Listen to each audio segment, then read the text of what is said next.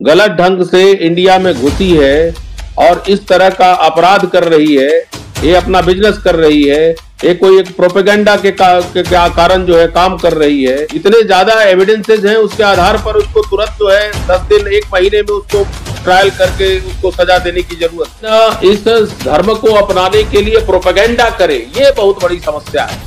कि अल्लाह अल्लाह मत करो, मेरे तो भगवान है। और मैं आपको आश्वासन देता हूं कि हमारा देश का कानून बड़ा मजबूत कानून है और मैं आपको बताता हूं इसको सजा मिलेगी। जी हाँ दोस्तों, आपके अपने YouTube चैनल पर आप सभी का एक बार फिर से मोस्ट वेलकम है, स्वागत है। उम्मीद करते हैं कि आप सब ठीक होंगे, खुश होंगे। दोस्तों बात करेंगे सीमा भगोड़ी और गुलाम हैदर को लेकर। दोस्तों हमारी इंडिया दिल्ली से सुप्रीम कोर्ट के एक बहुत बड़े लॉयर हैं जिनका नाम है शशांक देव कुमार। उनकी एक लेटेस्ट वीडियो आई है जो कि हम आप लोगों को यहीं पर उनकी ये वीडियो क्लिप दिखाएंगे, जिसमें उन्होंने गुलाम हैदर को लेकर और सीमा भगोड़ी को लेकर काफ़ी अच्छी बातें की है। और इस वीडियो के अंदर उन्होंने गुलाम हैदर को भी खुशखबरी सुनाई है कि गुलाम हैदर ये भगोड़ी अय्याश औरत अब जेल जाने वाली है और आपके बच्चे आपको मिल जाएंगे।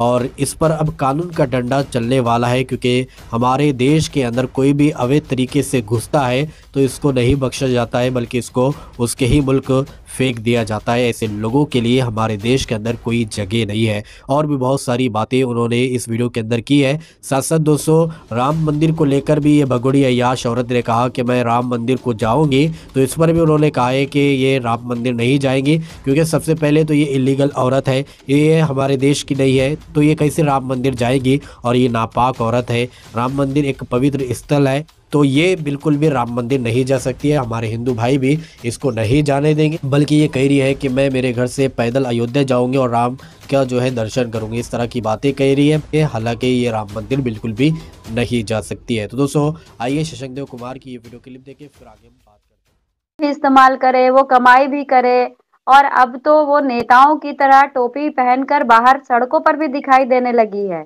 यानी कि अब घर पे थी, अब धीरे धीरे सड़क पे निकल रही है। ये सवाल उठ रहा है, दूसरे देश के लोग पूछ रहे हैं कि कैसे हो रहा है ये सब। बोलिए बोलिए। मैं आपकी बातों से सहमत हूं कि अगर कोई आदमी अपराधी है तो उसको बढ़ावा नहीं देना चाहिए।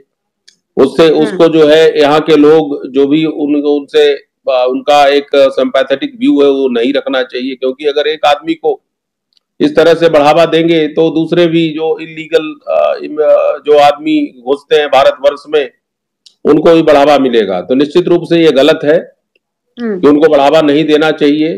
ठीक है, कानून अपना काम करेगी, लेकिन इसका मतलब ये नहीं है कि आप जो है जानते हुए भी कि ये प्रत्यक्ष रूप से आरोपी है, अपराधी है, लेकिन बावजूद आप उसको प्रोत्साहन दे रहे हैं, आप उसको जो है किसी भी तरह का जो अगर आप शेल्टर देते हैं तो ये गलत है और इसकी भर्त्सना की जानी चाहिए, इसकी निंदा की जानी चाहिए।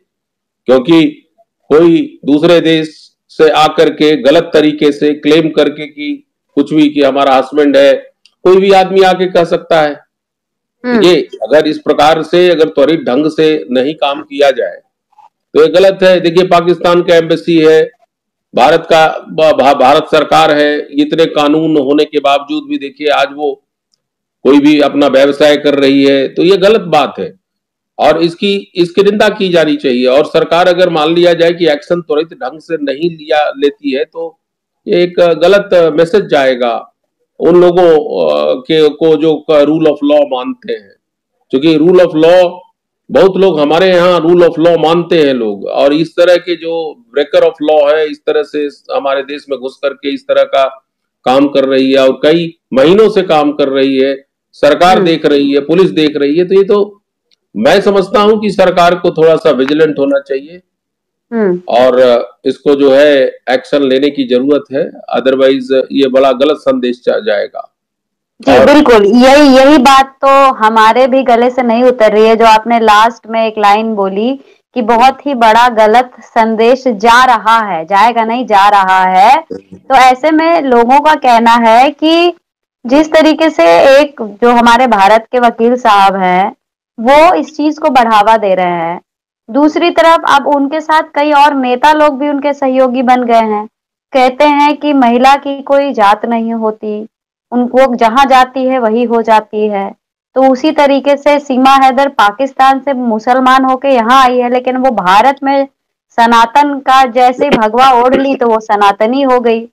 तो नियम क्या कहता है? ये सब चीजें तो ऐसे ही मतलब पर्सनल लेवल पे बात हो रही है। मेरा बस ये कहना है कि जिन लोगों को सीमा हैदर बड़ी भोली भाली और प्यार की मारी दिख रही है, जो महिला नेपाल का बॉर्डर क्रॉस करके आती है, वहां की सिक्योरिटी को वो बेवकूफ बनाने में बड़ी आसानी से मतलब सफल हो जाती है, उसके लिए अपने हस्बैंड को या भारत के लोगों को बेवकूफ बनाना कौन सी बड़ी बात है?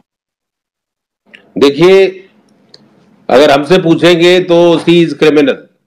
जो भी ये लोग प्रोत्साहित कर रहे, जो भी कोई प्रोत्साहित कर रहे हैं, ये गलत काम कर रहे हैं।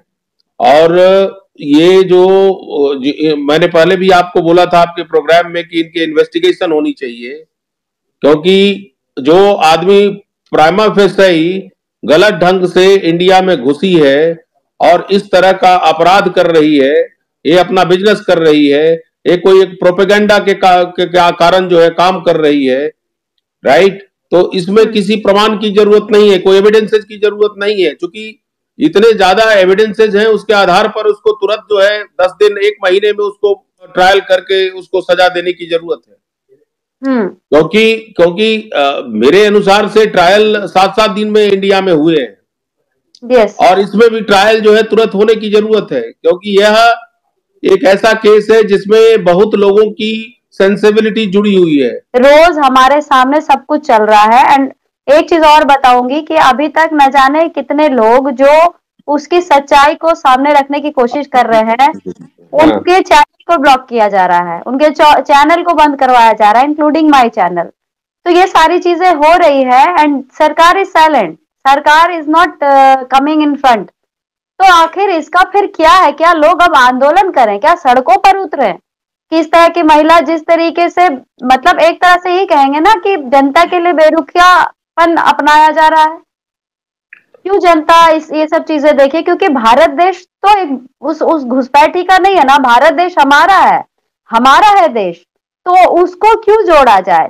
सीमा हैदर क्यों बताए कि राम मंदिर 22 तारीख को रामलला आ रहे हैं, उसमें वो पहुंचेगी, मतलब अब ये भी जोड़ा जा रहा है कि सीमा आई तो मंदिर बना।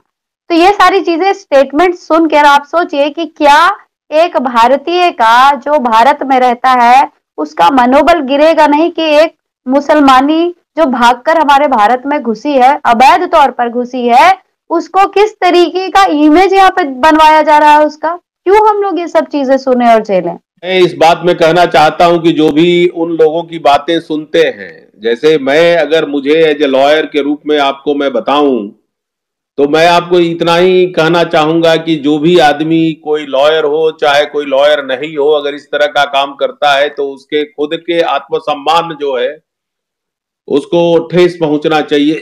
क्योंकि देखिए, मैं भी एक यूज को डिफेंड करता हूं, लेकिन डिफेंड करने में मोरालिटी का भी एक बहुत बड़ा स्थान होता है।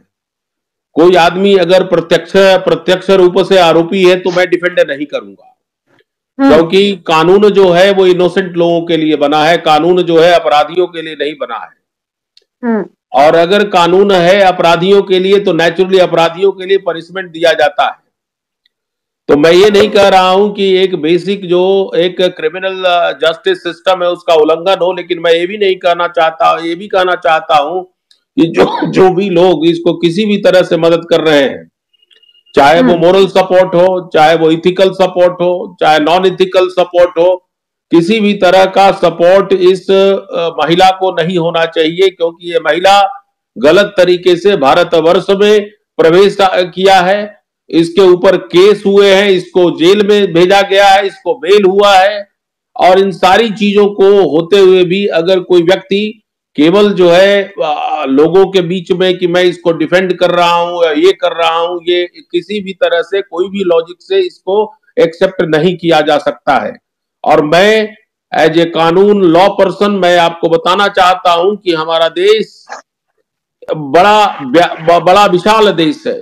नो डाउट हम लोगों ने सभी को पनाह दिया, लेकिन अगर ये गलत तरीके से सनातनी बनना चाहती है, देखिए हमारे धर्म को अपनाए कोई, इसमें कोई समस्या नहीं है, लेकिन इस धर्म को अपनाने के लिए प्रोपेगेंडा करे, ये बहुत बड़ी समस्या है।